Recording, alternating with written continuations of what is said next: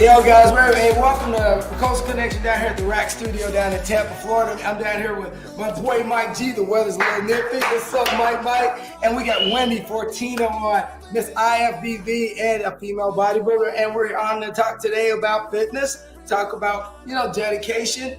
And the one thing they always say, get up at 3 in the morning and get after it. So Wendy, welcome to the show.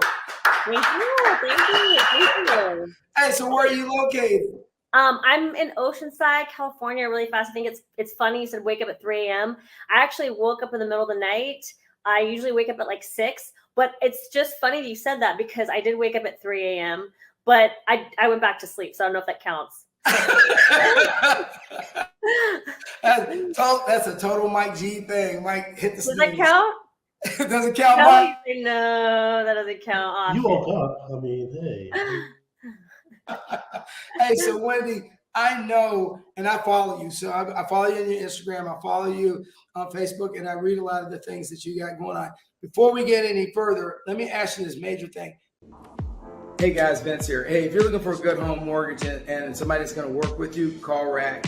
They're always on point. They're great with veterans. They're great with anybody that's had some challenges in their past. So if you're looking for a home mortgage, call Rack. Residential acceptance score. Awesome group. The number's below. Talk to you later. And then they sponsor and support Embrace the Power. Later. Wendy, we were talking about Corey Emerson and all the female Olympians that came before you. So when did you get into female bodybuilding and figure? Because there's different categories. So if you can kind of give us a history, that'll help us out. Right. I actually kind of got to know some of the trailblazers after I started because it was kind of an accident that I started competing. I used to be a gymnast, and then I was a track athlete, and I was training in 2008. I was training for the Olympic trials in the 800, and I didn't really. Yeah, I was a track athlete, and I honestly didn't know anything about bodybuilding, but I started dating Matt. He's my husband now. And he was actually preparing for a bodybuilding show. And he actually came to some of my track meets when we first got together. And I, knew he was preparing for bodybuilding. To me at the time, it was kind of weird. He, all his Tupperwares and, I was, but the thing is that he had his thing and I had my thing. And we were both really supportive. I always think it's attractive when a guy has like ambition, is like doing something, and it was just kind of like a turn on that he had his own thing that he was focusing on. But like a month and a half before the Olympic trials, I got a stress fracture in my foot, and I was so bummed out about it. And I remember calling Matt, after I found out that I had a stress fracture. I'm sorry, my eye waters. It's really annoying. That's all right. And I was so bummed out and I was crying and he just said, like, he was a personal trainer at a personal training studio. And he's like, come to the gym. Let me put you through a workout, get your mind off of things. And I went to the gym where he trained, and, some of the like bodybuilders in the gym were like, you need to have her jump in the show. She looks like, she has a good structure for it or whatever. Right.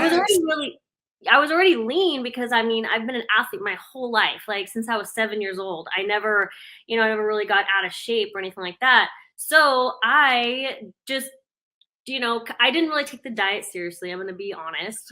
Is it chocolate is the issue? I was like, the diet was more of a suggestion. I was used to being able to eat whatever I wanted and get away with it because I burned a lot of calories and I trained hard all the time. So I just was like, but I did add a lot more protein to my diet, which actually I remember thinking, God, I wish I would have been eating more protein while I was training. I probably would have had faster times. I remember going through this aha moment while I was eating more for bodybuilding, thinking, God, this actually is really fueling my workouts. This is really making me feel stronger. What have I been doing this whole time? Like I've been doing it all wrong. And so I was kind of learning about myself, even though I wasn't following my diet perfectly. I was still kind of learning. And when I did my first show, I did figure. There was only figure, bodybuilding, or fitness. That's right? Correct. That's correct. And so I did figure, and I won the overall on my first show. And I remember like, okay, well, maybe this is something that I'm kind of good at. And like an idiot, once my foot was healed, I thought, no, well, I used to be a gymnast. Let me do fitness now, and, it was cool because I had gotten a job. I was managing all the fitness facilities at Stanford University, and Wow. the assistant gymnastics coach there, I talked to him about what I was doing, and he actually helped me get some of my gymnastic skills back. And so I'd go into the gym and I would train, get some of my gymnastic skills back. And I did compete in fitness once, and I won. I did really well, but I just thought I realized it probably wasn't the smartest transition since I was, got injured a lot, and I did get multiple stress fractures while I was in track. It's always like kind of when you're in a performance sport, you're always trying to dance that line, like you're training as Yes. hard as you possibly can without getting, you always want to like dance that fine line, because if you can train hard enough to where you're just about to get injured, that's going to be like your best performance, right? Yes. That's like the game that you play as a performance athlete. You're always trying to just push that envelope just enough. And I realized like maybe I'm ready for a new chapter. And like I said, the only thing that I had available to me was figure. I would have probably wanted to try bikini, because I didn't think I would have probably, when I first started, I probably would have wanted that look, but I didn't have any option. Right. Well, it's Um, changed. It's changed over time. I mean, I yeah, watched when the '90s when it first started, and they had fitness, figure, and then and then it was all out, overall. And then I watched it as it's evolved over the last couple of yeah. years. So let me ask you a question: are you originally from Cali, or and what school did you go to? What university? I'm originally from California. Out of high school, I didn't have any track coach or anything. I coached myself. And so I did get a scholarship for a D2 college, Cal State Stanislaus. And my Yes. coach there actually was awesome. And I remember I was 17 years old as a college freshman, and just with a little bit of coaching, by the time I was done with I turned 18 in my freshman year in college, and my time for the 800, if I had run that time as a senior in high school, I would have just like killed it with like State getting, records. you know what I mean? But it was okay, because it doesn't really matter, it doesn't really matter where you go to college. I mean, I guess it does. It probably would have pushed me if I could have had more competition early on, and I could have been like at a D1 college.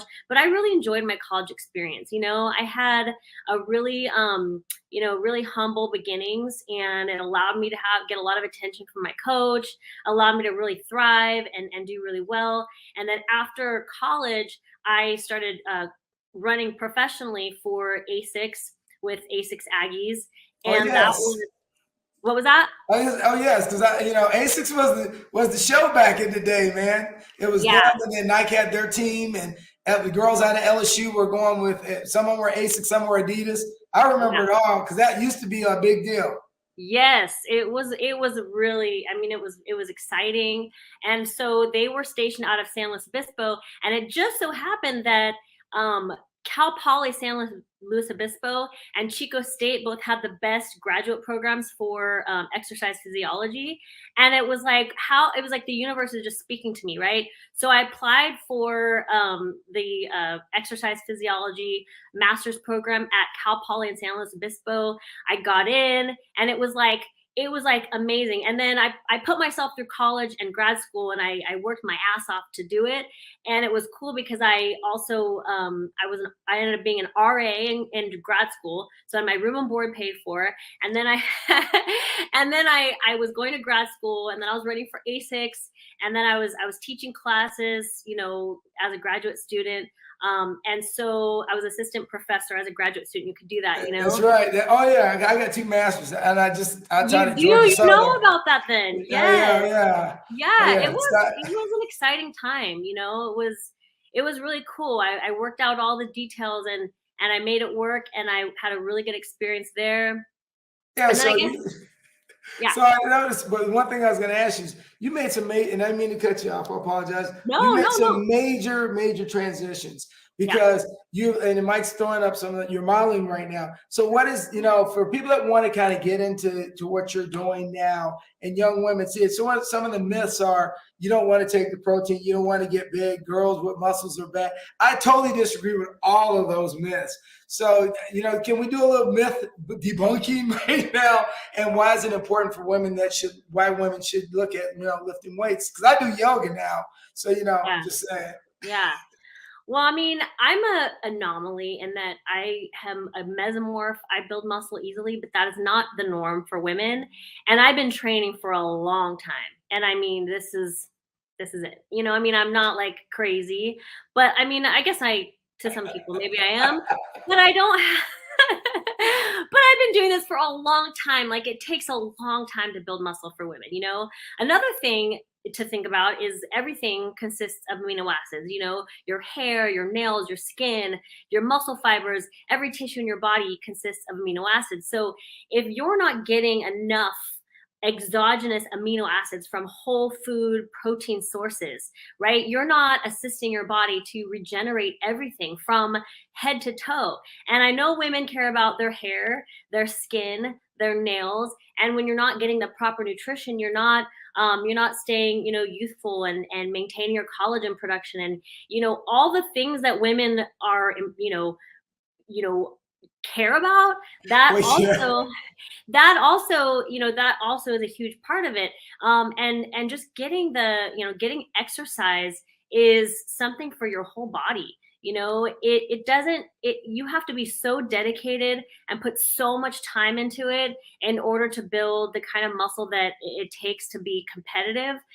But every woman will just improve her body and her shape and her beauty by exercise, by lifting weights. Yes. All right, so let me ask you this. Do you still do your podcast? I saw you had a podcast with a bunch of women and you guys were sitting around and you're hitting different topics. I thought it was pretty good.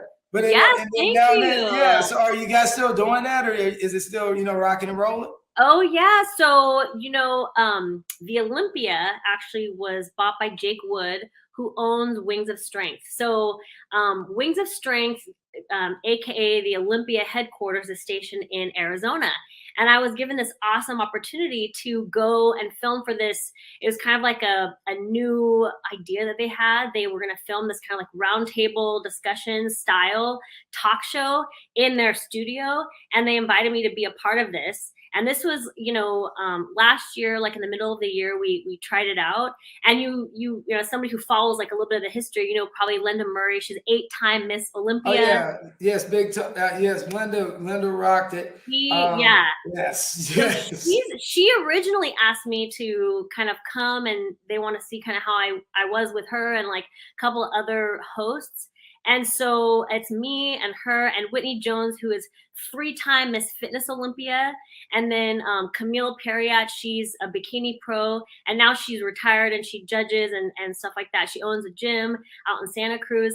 And the four of us, we just had the best chemistry. And we kind of just got this whole thing started. And it was a talk show housed under the like Wings of Strength YouTube channel, but we just transitioned and launched the show on the Olympia TV YouTube channel. And so it's fairly new, but it's really cool because we're going to be filming all year, and we're going to provide an episode every Friday. Will be launched on the Olympia TV. The grind. So it's kind of exciting because it's like I feel like I'm a part of this movement, we talk about these issues that just are not being talked about right now, and it's something new and exciting. So I'm glad you saw some of those clips. Oh no, I did. I actually watched it. Hey Mike, you got anything while you're over there grinning and smiling over there? I want to know, did you have to reach a milestone to keep on training every day to where you're at? Because you're built. But you're model built. You're not like, I've seen a lot of bigger women, like, what the fuck? So you're built, but you're model built. And so are you in a different division? And did you have to reach a milestone before now it's an everyday thing? You live it, you breathe it. That's a really good question. Because I will say that even though I've been an athlete my whole life, when I first started competing, it was hard for me because all of a sudden, when I wasn't like contest prepping, I would, want everything under the sun, like cake, cookies, like all this kind of stuff that I never really even wanted to eat before. But it was like my mind was like, oh my God, like when am I going to have this stuff again? And I struggled a lot more to find like some kind of like balance where I didn't feel like this extremes one way or another. So it has taken me time, but now I'm in a place where I do feel like it's a lot easier for me to maintain consistency. It's so much more part of my life. And so it takes time for everybody, but I think the best advice I would give is, the sport of bodybuilding, it is an extreme sport, and it's not for everyone. Oh yeah, it is not for everybody. But No. but the comparison I will say is I'm 5 feet tall. Okay. I'm never going to be a professional basketball player. And it's the same thing, right? I mean, I'm naturally a lean person. So the bodybuilding sport it caters to my genetics and what I am good at. And we all have something that we're good at, and with the sport, like just blowing up, it's awesome because it allows for so many different people to join in and do it. But at the higher levels, it's like a lot of people are willing to go to extremes and do things that are unhealthy. I'm not one of those people, but a lot of people do. And it's really unfortunate, because it's like fighting your genetics and doing extreme things is something that I just don't think that, that's healthy or that's a good idea. So if it's not for you, like if bodybuilding, if training, competing in a sport like bodybuilding is not for you, I would say find something that motivates you, Right. that keeps you consistent, because it's hard for everybody to stay consistent and to stay motivated. So to have something to shoot for all the time, so that you can, does that kind of make sense? Yeah. Oh yeah, absolutely. It's like the military. I tell you, it's not for everybody. And Right. because the hours, the commitment, mental toughness, and I used to tell everyone is that when I'm in the '80s, everybody was on steroids in the gym when I was Yeah. growing up. So everybody goes, "Why didn't you keep playing ball and doing all these things in the '80s that you could have been doing?" Because it became a transition point.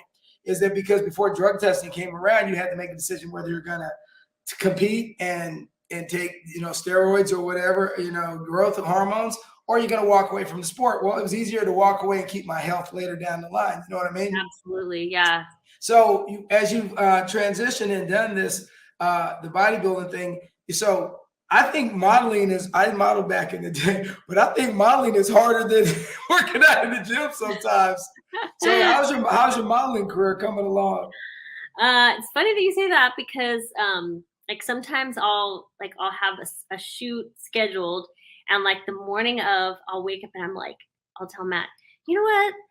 I don't have to do this shoot. Like maybe because I don't maybe maybe I can like reschedule, or maybe they, and I was like, you committed to this, you've got to do it, and I'm like, and it's funny because it is. It's hard work. So one of my students saw my photo and it says, but when you see the end result, sometimes I don't, which is unfortunate. Like I'll have like a really awesome shoot, and maybe it's a trade or something. I like never see the shots, and it kind of stinks. But like I just did one in Vegas that I thought was great, but I haven't seen the shots. I mean, I don't know what the photographer is planning to do with them, and that kind of stinks. Like, because I'd like to see them, But yeah. So how much traveling you doing right now? I travel at least once a month to Arizona to do the filming for our talk show. And then, for various shows, we travel around. We used to travel to a lot more contests, but now since we moved to Southern California from Northern California, there's like a series of contests that Muscle Contest hosts here in Southern California. So we try to get like if athletes want, because we train people internationally, so there's a lot of contests in other countries even that we're not physically able to go to, so we coach remotely. But anyone who we try to get them to the shows that are near to us, and that's really cool. So there's like probably a handful of shows throughout the year that we're able to get people to come, more local to us. And then we travel, sometimes. I'm hoping I don't have to travel too much this season. If I can qualify for the Olympia early or locally, that would be great. But sometimes you never know. You It gotta is keep what it is. Yeah. Yeah, because you got the Venice Beach, you have the different opens in LA. One thing about being in LA, even back in the 80s and early 90s when I was out there in the 80s, there were so You many. were? Yeah. Because I used to, my family's from Altadena, my mom's Okay. side. They all live in Altadena. So when I was there, everybody would go to the Venice Beach Open, then they'd have and before everything became the Arnold Classic. It was just like every little city had an open over, so the bodybuilders, you would just see them all the time. And I would go down to Venice Beach and work out and felt totally inferior because I was probably about this big and everybody else was like swole, and I was like, man, you feel that way, but it's not that way. It's probably body dysmorphia. Like everybody in this sport has body dysmorphia. That's that's a great term. That's absolutely right. So guys never feel big enough, and women always feel too big. It's like... So let me ask you a question. So what advice are you going to give? Would you give to anybody that's in high school? So I'm wondering, do you talk to high school students? Do you do a lot of public speaking about bodybuilding? I used to. I would like to do more. I've given speeches to, and I've been able to speak to younger athletes and students, which I love doing that. So you just reminded me, I want to get back to doing that. But I think that it's, for me, like, I like to explain, to connect to youth, like my story and my struggles. And the main thing that I think we go through, especially, athletes, like, you understand this as an athlete, to get to the top of anything that you want, people only see that top as being something that they want. But what people don't see is how many ups and downs you have to go through to get there, and any champion could attest to the fact that you have felt that, like, gut-wrenching feeling, that feeling of defeat and discouragement way more than you have felt that feeling of, elation, where you feel like you won and you feel victorious. That is such a smaller percentage of how you experience, getting to the level that you want to get to. And that's something that we learn. A lot of times athletes learn it early on when they're younger. In this sport, it's really interesting because a lot of people have, who are tried bodybuilding older, sometimes they have never been an athlete. They're experiencing all that for the first time, like the defeats and the, how to handle it, how to handle winning, how to handle losing, how to get, through all those trials and tribulations. There's like a lot of adults now who are experiencing that for the first time. And it's always fascinating to me to see how adults handle that when they haven't gone through it. But if you're younger and you're an athlete, it's like the best opportunity to really, truly become a champion, to really experience what you need to go through in order to get to where you want to be. Does that make sense? Oh yeah, it makes sense. And one of the things that I'm glad you're out here, you brought that up, is because I've met over the time in bodybuilding and in fitness, is the weirdest thing is I've met so many women that come from either a divorce or a situation, a traumatic situation, regardless of what it is. And it's ironic that they pick like bodybuilding or they pick fitness and they get into it. And it's like they throw themselves 100% into it. I can't tell you the amount of conversations I've had just talking to women about, I was in this relationship, I got out, and then, and they were like 170 pounds, 180 pounds. And you see this person now, and then they post their pictures online, and you just go, and it just kind of tell you about the mental and the human psychic of, you're in a place here, and then you look at yourself like 20 years later, and you go, what was I thinking? David Goggins is the poster child of this. But, but just to see the amount of women that go through those transformations. So you deal with those women on a regular basis, the ones that self-esteem has been torn down. They're trying to rebuild it, even some men. And so how do you get those people over the hump of that get to that mental toughness to where they see the good inside themselves that they couldn't see because it was covered up with layers of just shit, it's just stuff they've been dealing with. Oh yeah, that's easy. It's not easy to do, but it's easy to explain, which is that, when you don't feel good about yourself, you're going to look at all the negatives around you more, right? When you feel good about yourself, when you get yourself in a place where you are thriving, I always say, like, success is always the best revenge. So if I mean, isn't it? It is. You can't, I mean, you can't focus on anything negative when you're too focused on your own success. And when you start feeling good about yourself, it's like some of that stuff that you think is such a big deal, it just starts to matter so much less. You know, I think that it's almost like a disease, right? When it's like a virus. When somebody is unhappy with themselves, they don't feel like they're the best version of themselves, they don't feel good about how they look, they don't feel good about how they feel. Suddenly our minds have so much extra space reserved for, you know, kind of mauling in that negative space. So the only way to get out of that is to improve yourself. The only way to get out of that is to feel good about how you look, to feel good about how you feel. And it sounds so simple, but it's 100% success rate with this strategy, I'm telling you. Oh yeah. Oh no, it is documented, and the facts have known that they've shown people that have come from traumatic situations, when they go get in shape and they put their energy into, like, in the morning, going to getting their fitness done, good eating, stop drinking, and clean up their life, try to clean their life up, is that their life takes a different direction. And I, you know, there are about 3 motivational speakers I listen to on a regular basis. They say, look, I was here. I did this for a year, and my life is here. And it's weird how your life changes because you start looking at things from a different perspective. True. So like what advice would you have long term if you had to leave your imprint on this earth? What would your comments be?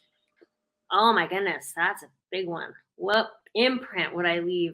Like, what's my legacy? Oh yeah, what's that legacy? Well, I would say that that without that, if as long as you have passion, you will always have success, right? If passion doesn't die, then your success never will. If you lose passion in something, then you have to change directions, or you have to generate passion in what you decide that you're going to be stubborn and stick to. And I think that is pretty key to anything. And I mean, I'm sure you guys have experienced this before, but even in things that I have been super passionate about, there's times when I like dip down, and I have to have that real conversation with myself. Do you want to keep going down this path? And if the answer is yes, then I have to figure out some way to rework the way that I'm doing it so that I have the passion and the excitement to wake up in the morning excited to take on that day and do what I decided. I'm so stubborn that I want to do it. If I really ask myself that and I have a conversation and I go, you know what? I actually don't know if I want to keep doing this, then I have to stop it and I have to figure out what else I need to do. And you have to figure that out, and you have to be passionate about it. And I think that's probably the key to success in anything. I mean, if you decided that you want to do this podcast, but it was like you woke up and you're just not looking forward to it, and you're like, oh, I guess I'll just to like put it on, you know, check it off my schedule and like put it on. If you weren't excited about it, well, then you won't put the same effort into it. You put the same, you know, it wouldn't be as good as it otherwise would be. But because you woke up and you're excited to do this podcast, right, with me, I mean, of course. That's right. Hey, you know, look, hey, I got the bonus plan today. I mean, right? No. You know what I'm saying? You know what I'm saying? I'm just kidding. No, but you know what I'm saying. You have to have that. So I guess that would be what I would say. Yeah, I mean, you know, you ask people to shape the world, and I will tell you, what I see the world at 20, what I see at 57 now, it's totally different. It is. Oh my goodness, it's so different. Tell me. You know, and you know what? I'm glad the mistakes I made, they were well deserved because I know not to go back and make them again. So, can you elaborate, or no? Is this supposed to be strictly about me, or can we? No, yeah, I can elaborate. I can elaborate. Honestly, you know, I saw my mom have some struggles back early, and then I realized that some of the things, you know, that my dad, he was kind of over the top a little bit, and they got divorced. And I saw her struggles. And then, as I got older, I took some of that baggage into like relationships, into the way I predicated things. I thought, I had to have all this. And then ironically, I ran into an older person while I was in college, and he changed my life. He's a history teacher. And he said, you can break generational brokenness. You can break this and break that. He goes, but you have to stop and breathe, pause, look at why your problems are what they are, and then change direction. So actually, when I was in college, when I quit playing sports, I put on probably, I was like at the time, I was probably about 180, kind of little gut. One morning I woke up, I said, never again. And I started running. And probably 7 months later, I lost all the weight. I was shredded. And I just had a different attitude. And after that, I said, every morning I started getting up at 3 in the morning. And I've kept that habit. 3 in the morning. Entire life. Kept that habit. Awesome. Because it changed my life. But I tell Dr. Thomas all the time, he's in his 80s now, 70s now. I was telling him, dude, if it wasn't for you, you changed my life, bro. That's a history so awesome. teacher. Oh my God. I bet that means so much to your teacher. Oh, it does. I have to ask this though. 3 a.m. Okay, 3 a.m. What time do you go to bed? All right, so it varies. So, and people always ask me that question. So sometimes I'll go to bed at 10. Sometimes if I can get in, I'll nod off at 8. But a lot of times it's about 10:30. So I get in at 10:30. I go to bed, get up at 3 in the morning, get to the gym, and I'll tell you, hey, Wendy, I get grouchy as hell. I get grouchy as hell if I don't go work out. And when I was sick the last 2 weeks, I was mad as hell. Like Arnold Schwarzenegger said, you only need 5 hours of sleep or something. And someone was I need 8. And he says, sleep faster. Sleep less because, sleep faster. And I take that to heart because I really look at the amount of time people waste binge watching TV, playing video games, when they could be doing something productive. I have a bike at the house. I get on my Nordic track and I just roll. But I really believe that I try to figure out a way to always improve my life every day. And if you work out, that's one improvement that, every day. You know what I mean? I could tell there's something just so awesome about your energy. You have you're the kind of person that is so fun and easy to be around because you just take everything, in stride. You don't sweat the small stuff, and you just go with the flow. And it's so nice to be around that kind of energy because there's a lot of people, they get so stressed out over the smallest little things and everything's a big deal. I think that really says a lot about the approach to the way that you live your life. Is directly proportional to the way that you have your energy around you. And it's really fascinating to me. Human behavior is something that I always find very fascinating. So when somebody has this energy and then you find out how they operate, you're just like, well, yeah, that makes sense. You know what I mean? Yeah, but I had 2 combat tours in Iraq. So, after 2 combat tours in Iraq. Let me tell you. Oh my God, seriously? So when people kind of come to me, I was in Ambar. Yeah. So I've seen the worst of mankind. Okay, but the way that you came out of that and the way you have this aura about you, that's not the same for a lot of people. I mean, no, it's not. Not a lot of my friends. No, I would say the majority of people that came out of traumatic situations like that probably are not, not quite like that. So I think it's definitely says a lot about the way you came out of that and the way you handled it, the way you took charge of your energy. That's hard to do when you come out of something like that. It is, and I tell everybody on the podcast all the time. I thank my mom. Because honestly, I believe my mom prepared me for what the hell I was going to see. Because I told everybody after we got done, I tell my mom all the time, love her to death, is that if it wasn't for her, because what I've seen her go through and survive. Yeah. And still, my mom smiled every day. We had some bad situations growing up in our neighborhood. Some bad things happened. And you know what? And my mom the next day would hug us and smile. And you'd be like, you realize somebody died next door, right? And my mom would be like, you know what? Hey, we're here. We're still alive. Da da da da da. And you know what? It made me. She taught me resiliency, but she also taught me not to be a victim. Right. You know, not that, you know, you make mistakes, you get past them, and then you don't repeat the same mistakes. You know, that's the one thing I have to give. I have to give my mom love you all That's the time. awesome. Oh yeah. But That's Mike, awesome. you got anything before we get out of here, man? It's great meeting you, Wendy. It's nice, and we have to see how your progress goes with your training and your competition. I appreciate that. I've been looking forward. I've been looking at your stuff. I'm like, wow, she's in shape. And she's like a 4-time winner, you know. So I'm like, so it's pretty dope. I Thank like you it. so I like much, it because guys. it's focus. You got to focus to do what you do. You know, you got to focus to Yeah. be the best, to be on the top. You got to be focused to be number one. You know. So Yeah, we all have our congratulations right? and keep it moving. For real. All right, I will. All right. Hey, Wendy, it's been a blessing having you on the show. I know we were back and forth on our schedules because we're both busy, but I appreciate you taking the time and definitely want to get you back down the road here and maybe get a couple of the other ladies out here and let's just talk, you know, let's talk IFBB and MPC and all those things that rock and roll. So as me and Mike G always say when we have guests on the show from the Rack Studios in Tampa, Florida, we want to say keep it rolling.